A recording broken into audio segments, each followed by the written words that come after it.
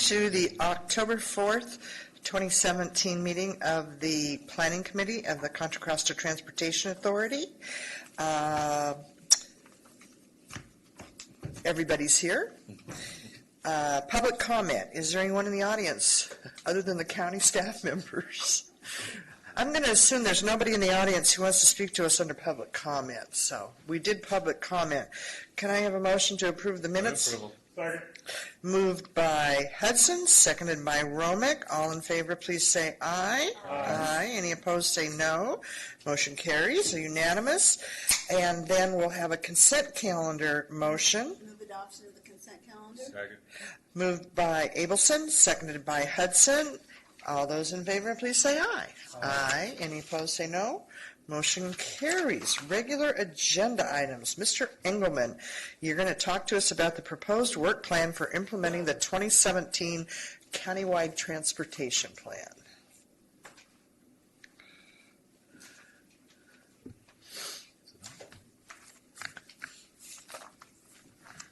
Move approval. Well, we Thank do. you, Madam Chair, and You wait good too evening. long? Martin Engelman, Deputy Executive Director for Planning at CCTA, and just a very quick PowerPoint to tell you about the planning section work plan for the next couple of years. You know, we just recently adopted the 2017 CTP, and in Chapter 5 of that plan, you'll find an implementation program, and it's a long table with all the tasks that we plan to implement as we go forward with our CTP. And the planning section is a three-person team. You're looking at them here. I'm the deputy, and then Brad Beck's the senior, and Matt is the associate planner.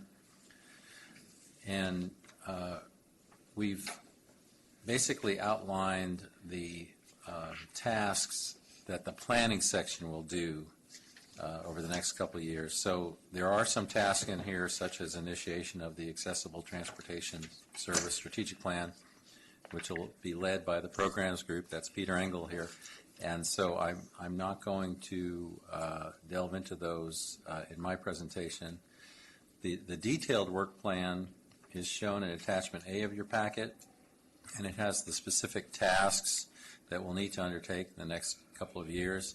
I'm going to summarize it from a different angle and a different perspective, and one that kind of fits the linear time of what it is we're trying to accomplish. So the first thing we have to do is we need to upgrade our modeling tools to get a clearer picture of the transportation system in 2045. We have to find a place for 11,000 additional homes and 16,000 new employees that ABAG has added to our forecast that we used for the 2017 CTP as included in the 2017 RTP. We also need to bring our models up to speed with best practices, which means transitioning from a trip-based model to an activity-based one, and ultimately to a model that's driven by big data obtained through location-based mobile technology. Having our improved forecasting tools at hand, that'll enable us to make better decisions on projects and program priorities. We'll have to scan the horizon for all practical measures that are used around the region. For example, MTC has performance targets. There's going to be SB 743 environmental requirements, and we have our action plan objectives that we can work from. And these measurements will need to be both quantitative and qualitative. The quantitative measures could include delay index, greenhouse gas emissions, particulate matter, impact on transit ridership, cost-benefit analysis. And for example, on SR4, we'll want to evaluate the SR4 operational improvements and look at the performance of that improvement projects compared to, say, the SR4 I-680 interchange improvements, which are right next door. And the qualitative analysis will need to be done to determine impacts on affordable housing, equity for underserved communities. And I should also mention, we will if we don't have the resources and tools to measure performance of our projects, someone else is going to do it for us. And that someone else will probably be MTC. And if you look, for example, at SR 239, which is to the east, and Balfour Road on Highway 4. Those projects are on the fringes of MTC's model, and so the performance picture of those projects, with MTC looking at it through their model, might not be as accurate as the results we would get from, say, a 10-county model that includes San Joaquin model and for which we've already developed for the TriLink study. Before you switch that, do you guys still use slide rules? This is not a slide rule. The one on the left? No. It's a pencil. Oh, good Lord, I can't see. And we still use pencils. I know, but when we- you were like sharpening we the don't tools. we don't use protractors. Okay. It's just to give you the idea. There's still a pencil or two around. I challenge you to find one. So MTC just I never could adopted use- their pencil. 2017 RTP last July, but work on the next RTP for 2021 will probably begin already in 2018. MTC will develop a new budget estimate going out to probably 2045, and MTC staff will soon be ringing us up, asking us about our list of priorities based upon a new bid pot. So we need to have our improved modeling tools and performance measures ready for when that call comes. We need to work in advance so that we can respond with the best mix of projects and programs for inclusion in the next regional transportation plan. And we already have a really solid platform for this. It's the long-range transportation investment program, the LRTIP, that was included in the 2017 plan. That's a $10 billion list, and we'll need to whittle that down to perhaps $4 billion and have that list ready for MTC for the next RTP. Now, there's somebody else wanting in. Why did they lock our doors? Oh, there she goes. She isn't even coming here. The 2017 CTP addresses the governor's executive order for reducing greenhouse gas emissions from automobiles to 80% below 1990 levels by the year 2050. And to do that, we need to have a 58% penetration rate of zero-emission vehicles and a 15% reduction in per capita vehicle miles traveled.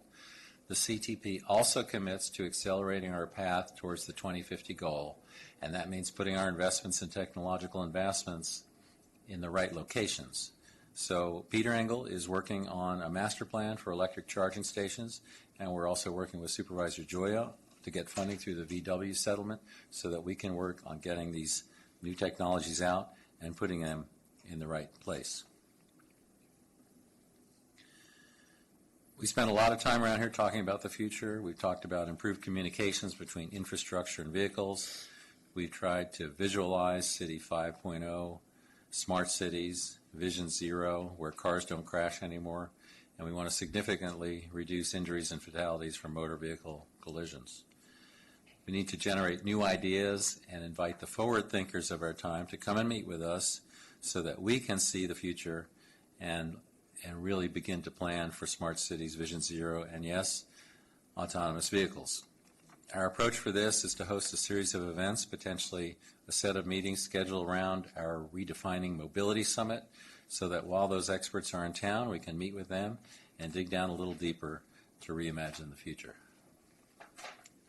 So you're probably wondering about the budget implications of all of this, and I can tell you that for the FY 17-18 budget, we have the funding to begin this effort. We have federal money coming in through the Surface Transportation Plan program, and we also have our Measure C growth management funds. We will need to establish an FY 18-19 budget. That'll be next June, and it will include this work plan. We have a cash flow ready for that, and we don't expect that we'll have to ask for any new kinds of funding, though we may be lucky and get some grant funding through some of the new funding opportunities that are going to open up in the next 18 months. So with that, we are asking for your in-concept approval of this scope of work plan for the planning committee, for the planning section, and we will bring it back to you in more detail as it takes shape and as we go through the specific consultant procurement procedures that we need to do to get this underway. couple of questions. Are you saying that we need to buy new modeling equipment, or that we need to do a new program, or are you just saying we need to run a different model using different criteria and inputs? Well, we just completed our decennial model update study, and so that study concluded that we need to change software platforms. We're going to go from Transcad to probably the software that MTC is using, and we also need to make the progressive step from a trip-based model to an activity-based model, and that will be based, I think if you'll recall the discussion, it's going to be MTC's Model 2, and we will take that and bring it into Contra Costa and use that. As far as the new equipment, all this stuff is supposed to work on desktop computers, Okay. Especially Model 2. It'll be more efficient. When we start talking about big data and going to locational-based technologies where we're looking at every single person's movement based upon where they were with their mobile devices, that's another story. We haven't really gotten our minds wrapped around that yet, how we do it. It might involve a remote computer of some kind or the cloud. But for the time being, you've approved our moving to a new software and a new type of model. Okay, one of the reasons I ask is because while we were, and a little information is dangerous, I grant you, but while we were back at Railvolution earlier this month, there were several classes on big data and how they use it and how the cost compares to doing it in-house, and how some of the things that we need to ask for can be done far less expensively by farming it out. And I just wondered, as long as we're going to make sure we look at those opportunities, that would be great. And then I have one other question, and it regards the mobility stuff and the automated technology. Listening on my way into San Francisco this morning to the traffic conditions and Highway 4 backup that went all the way back to Summersville because of a fatal motorcycle crash. Are motorcycles part of this automated testing at all, or is it just cars? And how do we address that interface between two different types of transportation?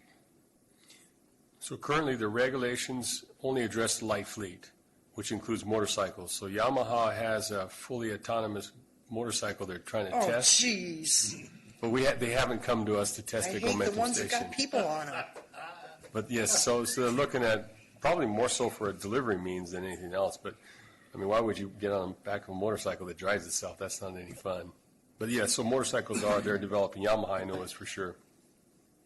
Well, I guess the question is some of that technology going to be something that can at least be on a motorcycle to warn them about something? You know, the car in front of them slows down real fast and they miss it or something. I don't know what it was that caused lane this splitting myself. horrible accident. I'm guessing it was lane splitting too, but, It's you just know, gotten or a off. side effect of that. But I guess it just popped into my head. But this whole idea of being able to farm out some of this work to those who have this big data and some of those mobility activity kinds of data might be less expensive than trying to figure it out ourselves.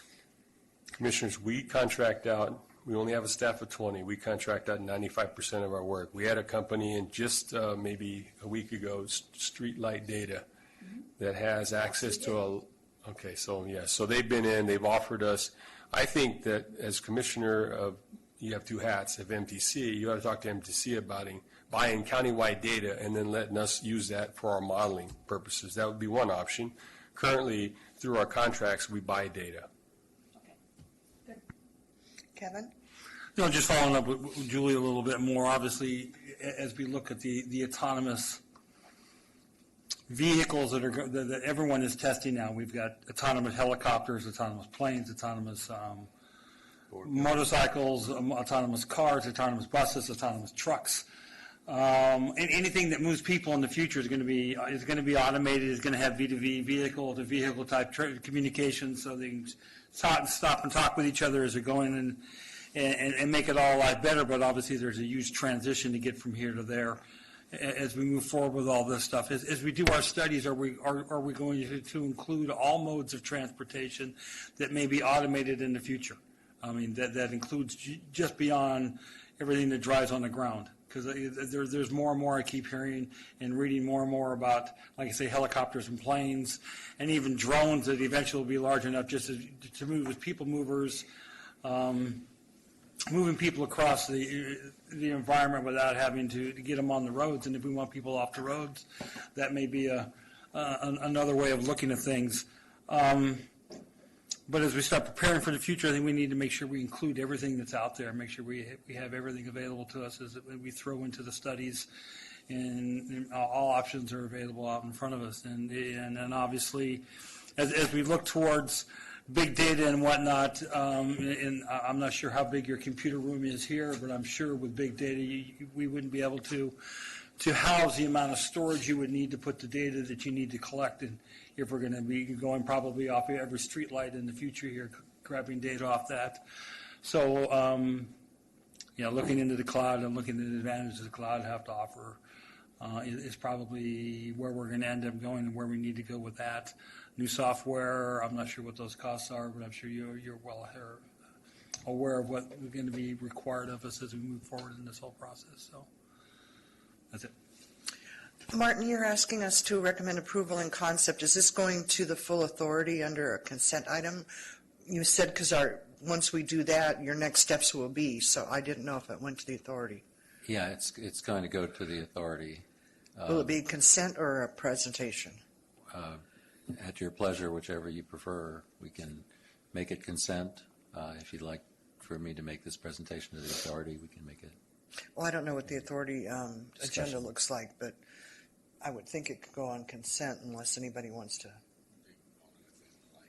Pardon me? They could pull it if they didn't like it. Yeah, okay. So I think we need a motion, please. Move approval. Moved by Romick, seconded by Abelson. Any further discussion? All those in favor, please say aye. Aye. Any opposed, say no. Motion carries. Item 4, release of the final 2017 countywide transportation plan. Okay, I'm Brochure. confused. So you've Oh, released. the brochure. You've Pardon me, released the brochure. the plan, Martin Engelman again, and we expect to, be taking it around the county, the region, the state, the country, and the world. And when we do that, when we were working on the plan, we had a little trifold, and it was very brief. But now that we have a final plan, we're proposing to issue a brochure, and we put a copy in your packet. What we'd like to do is put this up on the web as a flip book, and we would do very limited printing, probably in-house, for specific meetings if we wanted to have 5-10 handouts for guests, because sometimes they still like to get a hard copy of something. And then we also want to make this a living document because we will be making progress on implementation of the plan, and we expect as we make that progress, we don't want this to become stale. So we'd like you to authorize release of this brochure and also authorize the executive director to occasionally from time to time make updates to this, and then we'll repost it onto the web so that everybody can keep up with where we're going with implementation of the 2017 CTP. Also, if you had any comments on the brochure that was in your packet, we're ready to hear everything from typos to remarks on the content. Did anybody find a typo? Oh, yeah. You did, okay. All right, let's go with Mr. Hudson. Well, first of all, I like our new commissioner, Kevin Romerick. Especially since somebody made a point of saying, when he calls, I answer them right away. and it's not, to me, it just hit me as, where are they? And then I realized a second read through it was there. It's page 7, the third paragraph down under partnerships. And you talk about MTC, Association of Bay Area Governments, Department of Transportation, Air Quality, Air Resource Board, transit providers. I mean, at first when I went through it, I go, what happened to BART? And then I was happy, but I mean, I thought maybe it should have been in there, and I'm not sure if you take another look at it and you read it, whether you feel they should be singled out rather than just transit providers. But I mean, I don't have a big dog in that fight. It's just when I looked at it, it's the first thing that I noticed was missing. Maybe because I don't have an elevator or escalator at Embarcadero to complain about. I don't know, it's just when you read it, if you feel that way, Randy. I looked at the other names there, and it was the name that wasn't there. But I don't know how others feel Yeah, about I'm it. not whether- thinking he's saying single it out. You're just saying include it with the Yeah, partnership group. well, I'm saying say BART and transit providers, rather than just include them all as a transit provider. It's not a big thing. When I first looked at it, I thought it was missing. And then I saw the transit providers when I came back through. I'm not going to lose any sleep over it. And I really like it. Other than that, and this new Kevin guy, but I mean, really gloss it up. I think this is neat. Like the pictures, like everything about it. Mr. Romerick? That's my other alias, yeah. It's my incognito when I put my glasses on, right. No, I just want to reaffirm that I like the idea of having a living document out there, because we know as the project goes on, life happens, things change, and changes are always forced upon us. And not having to have this book that we carry around with us that we need to reprint and update constantly, because we are making changes, we are moving forward in life. I think it's critical that we force everyone to use their phones and look at this thing online, as opposed to having a hard copy bound to their hip as they walk around with this process. It just makes it a lot easier to change and make updates to, and keep everybody abreast of what the current version look like, instead of telling someone you need to put that book down and get the third or fourth revision since we published that one. It just makes it so much easier to do that. Julie? Well, you know me, I don't want to print anything we don't have to. So I'm in Mr. Romerick's camp on this one. I'd like to keep it online. I just don't think we need a whole bunch of hard copies out and around. Well, along that line, when you do update it, because this is the 2017, and will you make, the 2018 edition, or will there be some connotation that it's been updated? Yeah, we can, on the cover, we could put that it was, we could put the revised. Yeah, I think that's important to have something there. Okay. Is there anyone in our audience, since you're our technical staff too, that wanted to make any comments on this? Okie dokie. May I have a motion to Staff recommendation. recommend the authority not only distribute this, but authorize the executive director to update it as appropriate? Cool, that's the one. Hudson, Pierce. All those in favor, please say aye. Aye. Any opposed, say no. Motion carries. Unanimous. Number 5, Mr. Beck is going to talk to us about monitoring report and quarterly project status reports for Measure J programs 12 and 13. Yes, thank you, Chair Mitchoff and Commissioners.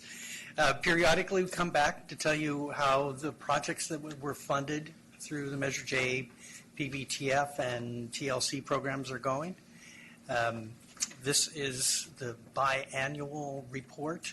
These are the projects, the Cycle 1 projects, and the data is up to date through the end of last fiscal year 17. Since the previous report at the beginning of this calendar year, we've allocated all the funding except for one. Actually, you've appropriated that funding last month. And most of the projects are done. There are 15 out of the 44 projects that were funded have been done. 3 of them are studies that are underway. 2 of them are design, which are also underway. 8 are under construction now, and 2 have yet to be started, but I expect by the time we get to the next report, they will be underway. Sponsors have invoiced for about 76% of the funding that was programmed and appropriated. There's about $5.2 million left. 3 projects since the last report have been completed. Projects are still on the whole behind schedule. Some quite a bit behind schedule. Delays average about 28 months, and that's a little longer than the last report, which was 22 months on average. There are always a number of reasons for the delay, some of them beyond the ability of the sponsors to address. I know that for some projects there have been some issues with environmental, losing staff, those sorts of things. But that's my report. I'll be back with a next report after the first of the year. It'll include also the Cycle 2 projects that were funded and approved in June. So I'll be happy to answer any questions if I can. Mr. Hudson? Yeah, I'm not sure I know how to ask this, but as I look on the sheet and see who's guilty, it seems to be a mirror.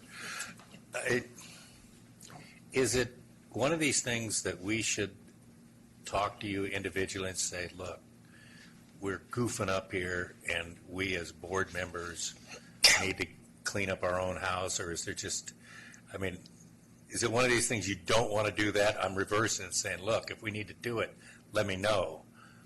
I'm under the impression everything's rolling along the way it normally is, and had to do with One Bay Area grants and a lot of other stuff that had to come down the pike. But there are 3 of them in here, and 2 of them don't look pretty. I mean, not now, but I would suggest the same thing for at least the board members. Let them know confidentially or however it is. You know, we're putting out these reports, and we didn't put your name on it, but your city's in bold type. I mean, is there something like that we can do to just say, hey, walk into the office and talk to somebody? This is embarrassing. I don't know. I mean, is it to that point? I think it's okay to have it published. I don't have a problem with that. I'm saying, is there anything we can do to get them off the list? I think if you recognize something, you go and say to your staff, what's going on and why is this? I mean, I'll be the... Put them on the spot Well, there. we do when we go out and we contact every sponsor who's got an ongoing project to find out what's going on. And at that, we do find out some of the problems that have occurred with the projects. I know one of your projects, there are some issues with getting environmental clearance. And you just released an initial study for it last month. So that will remove one of the roadblocks to continuing the process. I know the projects are, for the most part, moving along, even though they had some delays. If there's a problem that we can help resolve, we do try to do that. For example, trying to get, if there's some issue with Caltrans, we do try to work with Caltrans and support the sponsors. Some of it is entirely internal. If there's some way to, if you would prefer, we could send out something to your city managers to send this report out early on, and that would be maybe a way to get the information out to you and to What the about staff a people. completion? I mean, okay, I'm looking at one that's in my district, Contra Costa Center, Treat Boulevard. It's 1217. Okay, the amount is $75,000. They've invoiced for $74,425, which means there's what, $575 left. It shows the months of delay, but I know that at the county we get a percent completed, or are we tracking here? I mean, I understand you want us to know about delays, but now I'm looking at San Pablo Wayfinding. They're almost spent their money, so does that, I'm interested in how far along they are in completing the project as much as I am in what the delay is. So I think there should be an additional column. Percentage complete. For a separate. Yeah, I mean, that says more to me than, Because some of these may go on our next report for closeout. You know, they used all but the $575, and that's going back into the account. Yeah. Because even the one in San Ramon, they've billed for almost the whole amount already. It may be Right. 36 months behind schedule, but it looks like it's done. so it'd be Or helpful. maybe the last sign has to get put up, I don't know, but. Like I say, I think all we need is a percent completed column in there as we go through this process. And, you know, if Okay. it's projected completion date, even if it's another column, but date originally thought to be completed and then date projected to be completed. Escalator, Embarcadero, July Yeah, 2019. I just think it would be helpful to have more information. Because, yeah, I mean, look Yeah, at those are good suggestions, both of them. And we can add those in. that can be for the next report. Yeah. You know, not this one, but going forward. I'm sorry, Randy, did you want to say something? Yes, so the status was just to kind of status the projects to make sure you're aware of projects in your vicinity and your community that you may want to be tracking. This is measure money, it's not federal money. Imagine if this was federal money. It's even harder to spend. And so I think the point is a lot of these projects are difficult, but the longer it takes, you have cost increases, It all goes these other up. kind of things. So this really is just kind of an awareness status. We can put percent complete, which should have been on here, and I apologize for that, because that doesn't really tell you, the invoice part doesn't really tell you much. It's percent complete. Some of these are finished, and you should go back and give your team a gold star when they deliver it, close to being on time or ahead of schedule. But these are like, you get these small projects, sidewalk, you got to acquire right away, you got to go through a marshy area or whatever. This kind of illustrates when you deliver $800 million worth of construction projects through State Route 4 and buying right away and all that, and you're doing that on time, that's in with federal money, it's more difficult. And so these are pretty small projects, but they got some complexity to them. But the beauty is they're only measure money. So why do they stay on the list? I'm looking now at 1309, which is the downtown pedestrian connections and bicycle storage in Walnut Creek.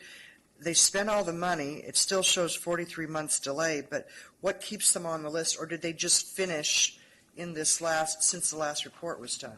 We have been keeping the completed projects on the list. I'm looking at page 511. Okay, so the It's first, I the see. first page and attachment A, those are all completed projects, and Then we need 100% complete Okay, as a column. Otherwise, it looks like they're all delayed. yeah. Or just the word, Complete, or just complete, yeah. these are completed. Kevin, Yeah, well, I'm sorry. if you notice, none of these projects, East County projects are delayed. With that in mind, how soon do we become available for funding again? I know we took all of our money to pay for EBART, the BART stations. For the TLC For the funding? TLC and for the park and whatnot, because we used it all up. With the.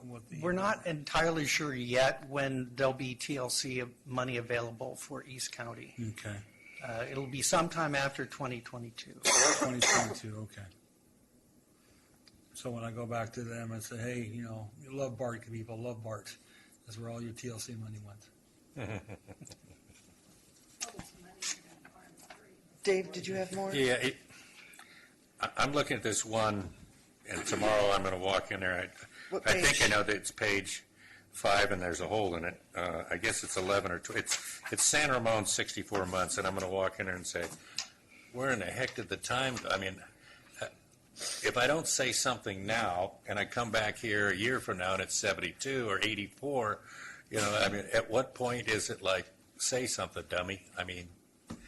And I don't think there's anything in particular that's, off or whatever, like you were saying, but it's like, okay, we need to make a call, or we need to start feeling Isn't some that pressure. the one where to- they're trying to get, Yeah, but this is a study, the study? this PS&E, and it just No, it's not Norris. Oh, okay. Not Norris. But I mean, it's like, okay, 5 years, what have I been doing? It's not them. I'm saying, where in the heck have I been on this thing? And time just flies when you're not paying attention to it.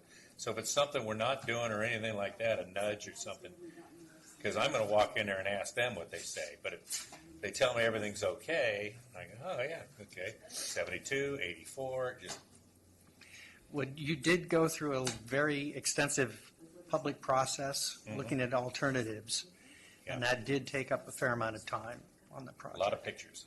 Yes.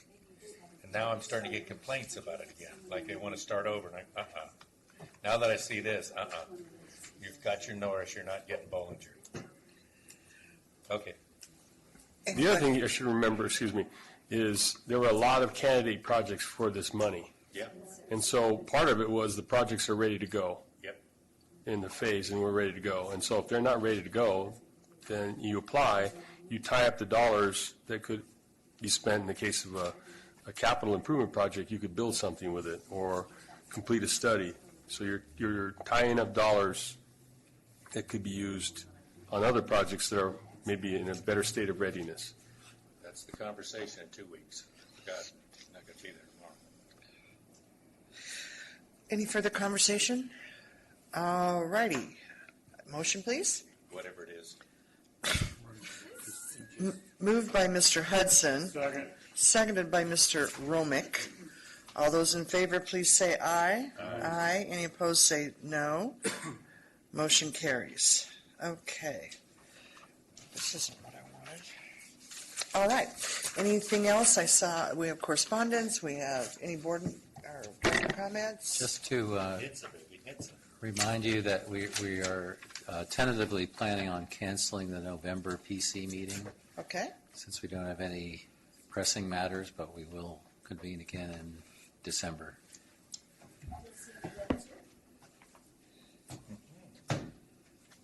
Uh-oh. NHTSA granted us a waiver. I wanted to add that. I sent you the press release. What that means is that NHTSA has finally agreed that we can test on public streets, that we needed the waiver. They granted the waiver until early in 2018. So now we're taking that letter and I've given it to the Department of Motor Vehicles. We had a conference call, and there are certain things that we have to meet and show them, testing plans, things like that we have already developed. And we'll send that with a letter. We're going to have them work with us on the letter to make sure it's correct, because there'll be a lot of scrutiny on the application once it's announced.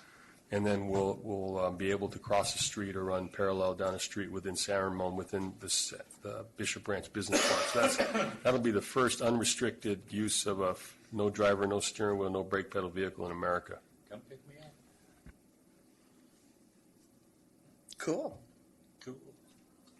All righty. Everybody have I'm sorry, but without saying it, I know I told everybody. When you were in that room with NHTSA and Department of Transportation, this day coming did not look like a foregone conclusion. I looked at like the Iceman Comet 3 times over. These people looked bored, arms folded, never said a word. I mean, like I had to drag it out of him. And I forget which one's which, and you'll probably remember, but I think John Augustine or Valdez or the other guy that I can't remember deserves credit, because, I mean, he was pitching this harder than we were, and I can't remember his name. Victor? Yeah, those guys are hard, man. I got the feeling like you must have felt in front of the CHP or whoever that guy was. I didn't think this day was coming. And so we're glad it's here and move forward. And go home. All right. Good evening. Have a nice night. Yeah, send him a turkey.